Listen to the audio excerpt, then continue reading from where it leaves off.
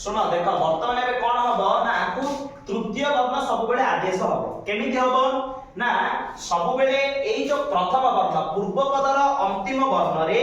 प्रथम किंबा द्वितीय वर्ण थिबो केते नंबर वर्ण प्रथम किंबा द्वितीय वर्ण पर वर्ण रे कोन थिबो पर वर्ण रे बा पर पदर प्रथम रे कोन थिबो स्वर वर्ण सब स्वर वर्ण है ना किंबा 3 4 5 एवं ह य ग र थिबो ताहाले कोन हबो ना जो एपटे जदी एक किंबा 2 नंबर वर्ण थिबो ता जगह रे केते वर्ण पळी आसीबो 3 नंबर वर्ण ए जगह रे पळी आसीबो बुझि पालो एग्जांपल कोन दिया जायछि देखो दिक युक्त अंतः केमिति लिखा जायछि दिक युक्त अंतः लिखा जायछि मु कोन कहिथिली जदी एई पटे प्रथम किंबा द्वितीय वर्ण थिबो एवं एपटे स्वर वर्ण थिबो किंबा 3 4 5 वर्ण थिबो तथा ह य बर थिबो वर्तमान में अ को वर्ण स्वर वर्ण तो वर्तमान में सूत्र अनुसार कोन करिबा क जगह रे ग आनिबा तो से ग टा जो आनिबा कोडा केमिति अछि देखो हळंत हेकि अछि एटा मन ध्यान देकी देखो हळंत जेहेतु अछि पिला माने तो आमे मध्य कोन करिबा दी लिखि देले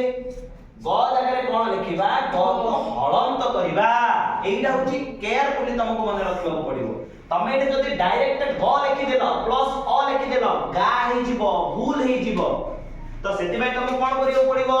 ग जगह रे हळंत दबो बुझेला हळंत देला परे अंत जेमिति लिखा जायछि लिखि देलो तो वर्तमान हळंत करे अ मिसिले कोन हबो अरे एते कथा पचारुनी मु कहूची जदी केवल हळंत घरे अ मिसि जाउची कोन हबो जेमिति ग हबो जेई परि भाबरे हळंत मरे स्वर वर्ण जेतेबेले मिसुतरा कोन करथिले मरे जेतेबेले हळंत मरे ई मिसि जिवो कोन हबो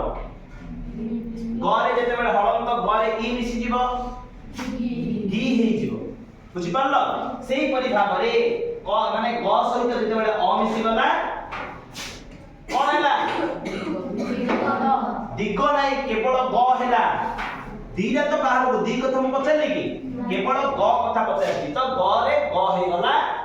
आ तो एटा जाय कि दीटा मिसि कि ग हे जाइछंती तो दिन तो जेमिति लिखा आइछि लिखि देला खाली मझरे दिगंत हे गला सेही परि अ युक्त अंतः कोन हो ज जगह रे ज ही जीव हळंत ज प्लस अ मिसिले कोन हो ज ही जीव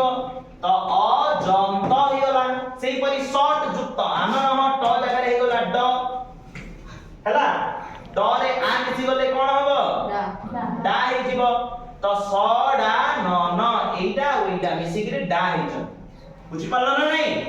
बुझिएला एथर आ थारे डाउट रहिला कि तो एथर करि परिबो से एग्जांपल सब ठीक अछि करो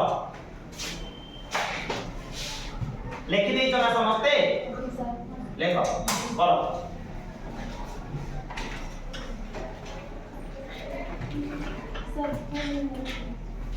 Kontate.